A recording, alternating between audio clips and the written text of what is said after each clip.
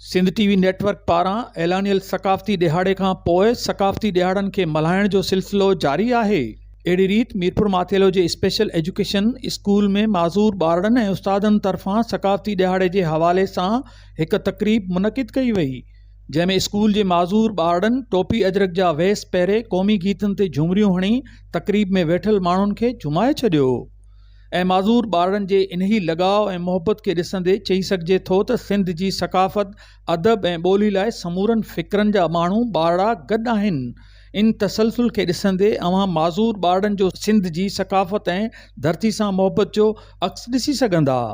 अलहमदिल्ला जी स्पेशल ॿारनि जे असां हिकिड़ो प्लेटफॉर्म फराहम कयो आहे त सिंधी सकाफ़त दिहाड़े जी अॼुकल्ह हले थो, उनखे बेस बणाए हिन ॿारनि पंहिंजे हिते इज़हार कयो, टेबलोज़ पेश कया, डांस पेश कयूं ऐं मुख़्तलिफ़ क़िस्म जूं एक्टिविटियूं कयूं।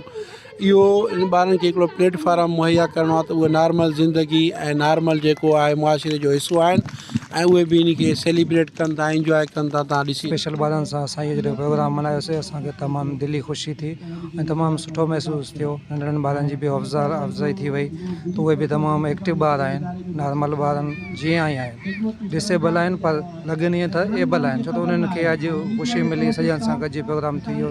असां ॾिठोसीं त माना डिसेबल जे हूंदे बि तमामु उन्हनि ज़्यादा इंजॉय कयो।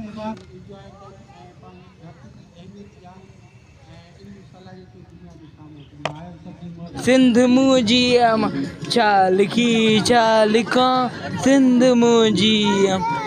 अॼु असां तमामु ज़्यादा ख़ुशि आहियूं त असांखे इहो मौक़ो मिलियो, असां परफॉर्मेंस कई ऐं असां बि सिंध कल्चर डे मल्हाई आहे। छो जो सभु मल्हाईंदा आहिनि ऐं कुझु चवंदा आहिनि त असां कुझु न आहियूं, पर असां बि दुनिया खे ॾेखारणु चाहियूं था त असां सभु कुझु करे सघूं था ऐं पंहिंजी सिंध जी जेका तहज़ीब आहे उहा इंशाअल्लाह हमेशह मल्हाईंदा रहंदासीं।